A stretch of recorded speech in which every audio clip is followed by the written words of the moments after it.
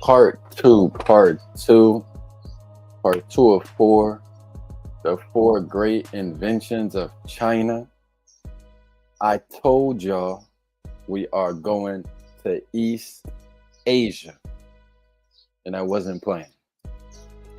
So we in East Asia now. We're working on China. Part two. Let's get serious. Let's get serious. Let's get serious. All right. In part one, we looked at paper, right? So let me recap really quick. We learned about Kai Lun, right? And we learned about the paper making process. So it says it wasn't until AD 105 that a quick and easy way of making paper was invented. The inventor of this new technique was a man called Kai Lun, who lived from 57 to 121 AD. Okay, so then it took us through the process. We watched some videos of the process of the paper making and so forth.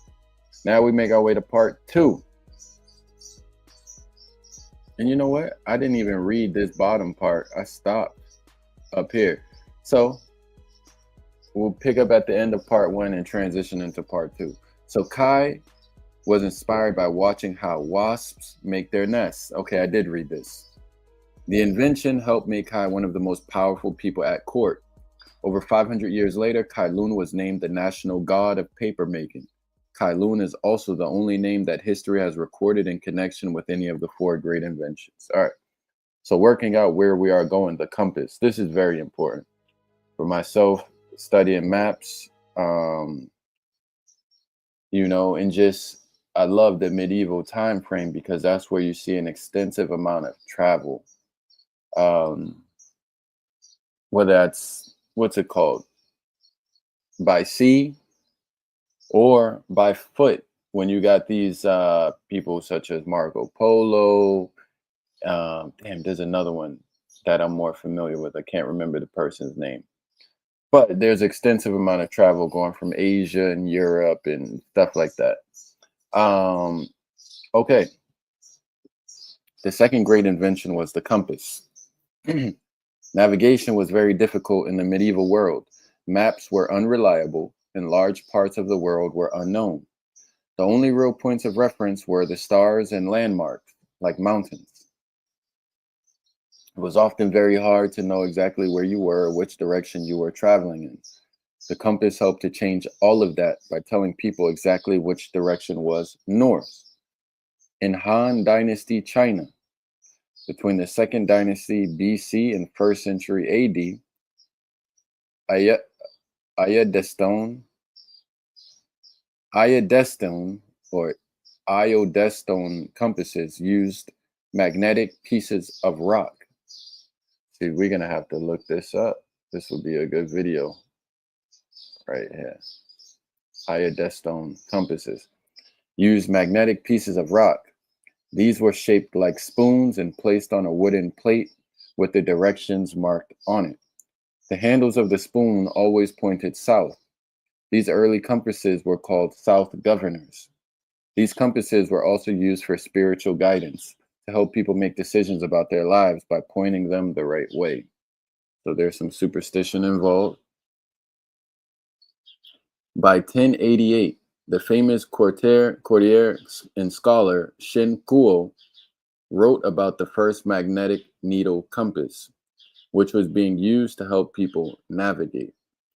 This used a, is that a L or I? This used a lodestone sealed in wax with a box frame with a needle at the top.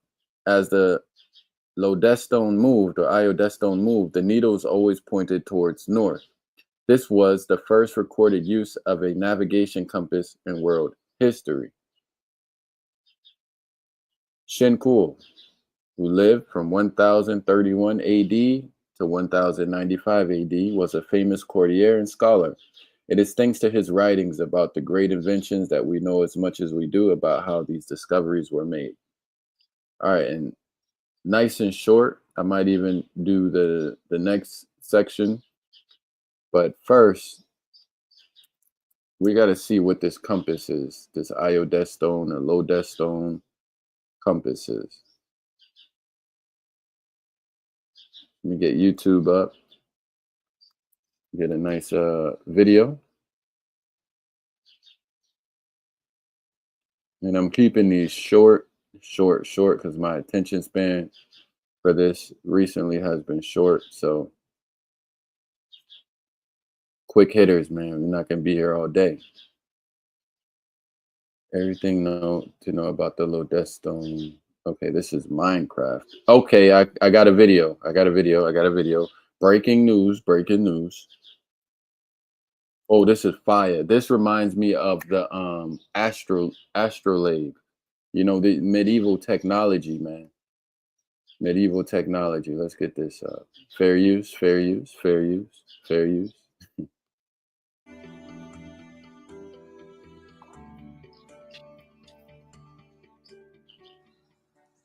Good morning from Admiral County, Virginia. Today we will be looking at the Chinese compass, which you can see here on the right. You might be used to seeing compasses that look like this. This compass has a needle in the middle with a small magnet that aligns with the Earth's magnetic North Pole, which is different from the true North Pole or geographic North Pole. Mm-hmm. As you spin the compass, you can see that the arrow stays oriented, pointing towards the magnetic north. Mm. So when you line up the tip of the needle with the N on the outside of the compass, you can see where all the directions are. Yeah. Many cell phones also have a compass app on them. Yeah. This compass app shows what direction the phone is facing. So I'm facing east. You can tell because it's morning, sunrise is over there, and now it's over there in the sky. It's winter, so it stays pretty low the whole time. This compass works the same way. As I turn it, the red arrow pointing toward north stays in the same spot, and the line telling you which way the phone is facing is moving. So right now, the phone is facing to the south. Now let's look at our Chinese compass. The Chinese compass works in a very similar way. The needle here is not within a case, and it's placed on this metal plate. No matter how you place the ladle, the stone inside is orienting itself with the Earth's magnetic pole. Ancient Chinese compasses were made out of lodestone, which is a naturally magnetized piece of the mineral magnetite. The Chinese compass was actually designed for the handle of the ladle to point south.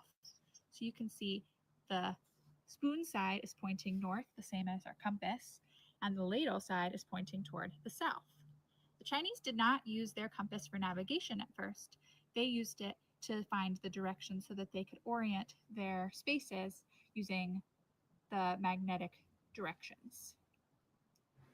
What questions do you have about the compass or the Chinese compass?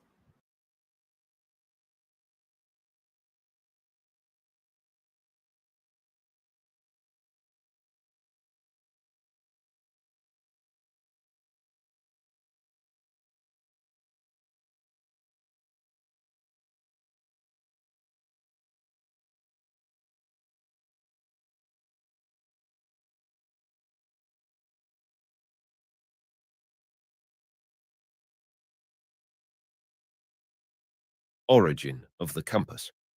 Long before today's GPS and advanced navigation systems, humanity looked to the stars, the sun, and the natural world to chart its path. But in ancient China, a remarkable discovery was set to change the course of navigation forever. In the shadows of the Grand Han Dynasty, spanning from 206 BC to 220 AD, Chinese diviners chanced upon a mineral with peculiar properties. This mineral, known as lodestone, naturally attracted iron. Carved into the shape of a ladle and placed upon a smooth bronze surface, this lodestone always oriented itself to point south. Its primary use wasn't for navigating vast oceans or crossing expansive deserts. It was a tool for geomancy and divination, a way to align with the Earth's energies. But as centuries rolled on, and with the ascent of the Tang and Song dynasties, this south-pointing spoon began to find its purpose in navigation. By the time of the Song dynasty, Chinese mariners had adopted a more familiar form of this tool, a magnetized needle floating in water, an early precursor to the modern compass. Like many great inventions, the compass wasn't confined to its homeland. Through ancient trade routes like the Silk Road and interactions with Arab traders, the idea of the magnetic compass journeyed westward. There we go. So dealing with the Silk Road and the trade across the Indian Ocean between the Arabs and the East Asians. You know, damn, who is this person I'm thinking of? It's not Marco Polo. You know, everyone knows Marco Polo, but I became familiar with someone else, another traveler. Can't remember the name right now. They came from I want to say they were Arab. I got to refresh my memory of who I'm thinking of. And when I do part 3, I'll definitely come back and mention them. But it's not Marco Polo, though. Through ancient trade routes like the Silk Road and interactions with Arab traders, the idea of the magnetic compass journeyed westward, reaching Europe by the 12th or 13th century. Once in European hands, the compass underwent design alterations. So look at this. The technology came from the East, got in the hands of the West, and we know what they did with it. Humble invention from ancient China became a pivotal tool for explorers during the age of exploration, leading them to new lands previously thought unattainable. Today, beyond its navigational use, the compass holds profound cultural and spiritual importance in traditional Chinese cosmology and feng shui. Geomancers continue to use the luopan, a descendant of the ancient compass, to harmonize spaces with the rhythms of nature. The compass, a symbol of ancient ingenuity, remains a testament to humanity's ageless desire to comprehend and connect with the surrounding world. From the heart of ancient China to our hands today, the journey of the compass serves as a reminder of our shared history and the innovations that continually shape our fate. And that is the origin of the compass.